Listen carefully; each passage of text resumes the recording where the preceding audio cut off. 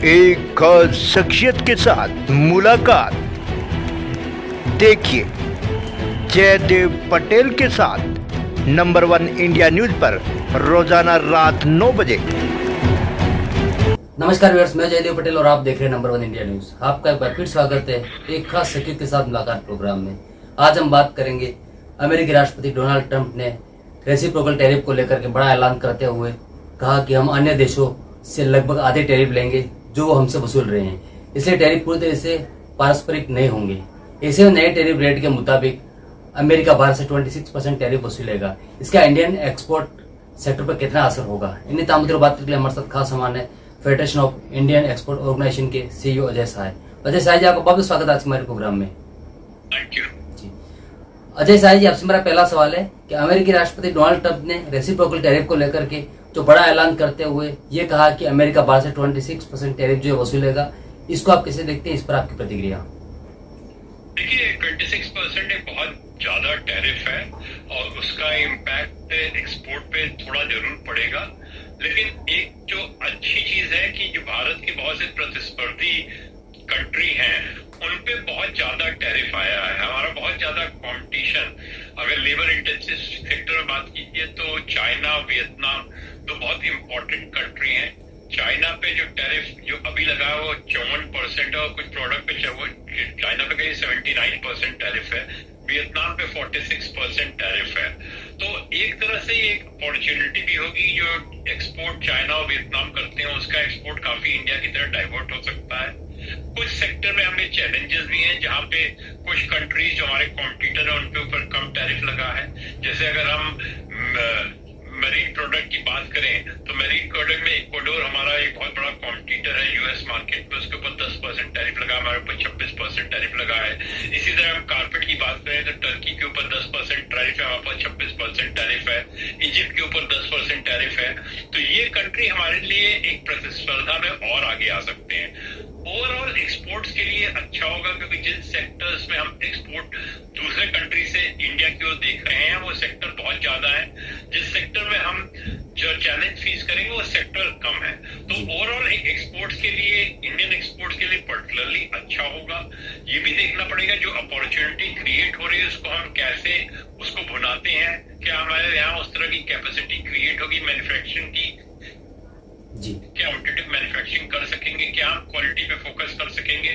तो इस अपॉर्चुनिटी तो है, उस अपॉर्चुनिटी को एनकैश कराने के लिए सरकार और इंडस्ट्री दोनों को मिल करके काम करना पड़ेगा। इस तरह की अपॉर्चुनिटी पहले भी आई थी, जिसको हम नहीं भुना पाए, लेकिन शायद ये बहुत अच्छी अपॉर्चुनिटी अब आ रही है जिसको हमें एनकैश कराना चाहिए। जी अजय साय जी, अगर हम बात करते हैं तो अमेरिका द्वारा भारत पर जो 26% टैरिफ लगाने का फैसला लिया गया है, ये भारत के किन किन सेक्टरों पर ज्यादा असर दिखाई देगा इसका? देखिए, इसका पॉजिटिव असर जो हम देख रहे हैं खाली भारत को नहीं, क्योंकि हम जब ग्लोबली कॉम्पीट करते हैं तो हमें देखना होगा कि हमारे जो कॉम्पीटिंग कंट्री उनमें क्या टैरिफ है। ऐसे 26% टैरिफ एक बहुत झटका है पूरे वर्ल्ड को, क्योंकि हर जगह का वर्ल्ड का ट्रेड स्लो होगा, वर्ल्ड की इकोनॉमी स्लो होगी। लेकिन जब आप देखते हैं चैलेंजेस होते हैं तो उसमें अपॉर्चुनिटी भी है। तो जिन सेक्टर में हमें अपॉर्चुनिटी दिख रही है वो सेक्टर हमारे लिए जो इम्पोर्टेंट सेक्टर है वो अपैरल है, टेक्सटाइल है, फुटवियर है, लेदर है, डायमंड ज्वेलरी है एंड अदर ज्वेलरी है, इलेक्ट्रॉनिक्स है, केमिकल्स है, प्लास्टिक्स है, फर्नीचर्स है। तो इन सब ज्यादा सेक्टर्स में हमें अपॉर्चुनिटी ज्यादा दिख रही है। जिन सेक्टर में हमें चैलेंज हो रहा है, जैसे बात की थी, मरीन सेक्टर होगा, मशीनरी सेक्टर होगा, क्योंकि मशीनरी में हम देखा है साउथ कोरिया, जापान, ईयू के ऊपर कम ड्यूटी है। मेडिकल इक्विपमेंट होगा क्योंकि ईयू के ऊपर कम ड्यूटी है। तो कुछ सेक्टर में चैलेंज रहेगा, ज्यादा सेक्टर में हमें अपॉर्चुनिटी मिलेगी। जी अजय साय जी, अगर हम बात करते हैं तो भारत सहित अन्य देश अमेरिकी टैरिफ के खिलाफ अगर जवाबी कार्रवाई करते हैं तो ऐसे में अंतर्राष्ट्रीय टैरिफ वॉर की कितनी संभावना है?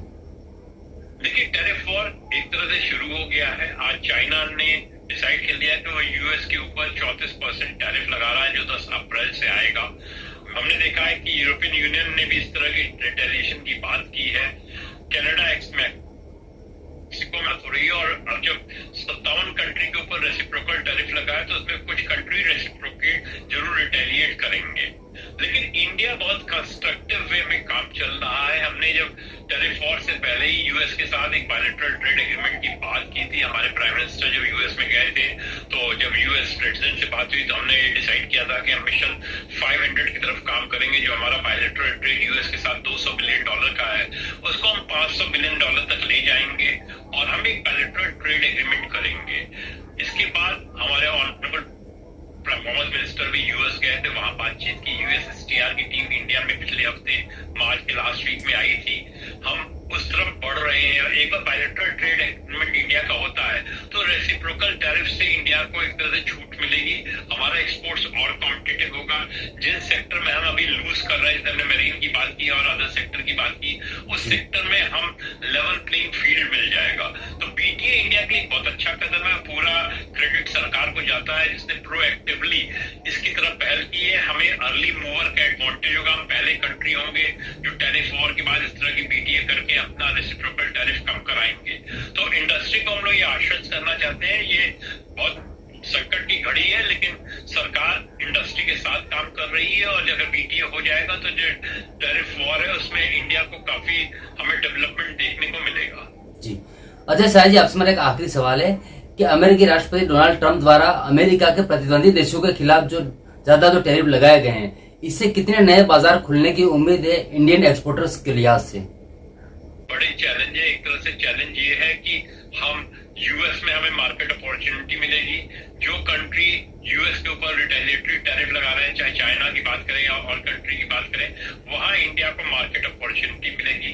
इंडिया भी जिस तरह की यूएस में अनसर्टेनिटी और ग्लोबल ट्रेड में अनसर्टेनिटी है, वो नए कंट्री के नए बाजार को खोजेगा। तो एक डिफिकल्ट सिचुएशन जरूर आ रही है लेकिन उसमें बहुत सी अपॉर्चुनिटी क्रिएट हो रही है। जिस तरह में इंडिया में स्टार्टअप्स आ रहे हैं, नए एक्सपोर्टर आ रहे हैं, हमें लगता है आने वाले दिनों में न खाली हमारा एक्सपोर्ट बढ़ेगा बट हो सकता है नए बाजार में हम काफी अच्छी तरह अपनी पैठ बना सकेंगे। अजय शाह जी, आपने हमारे लिए समय निकाला, उसके लिए आपका बहुत बहुत धन्यवाद। Thank you.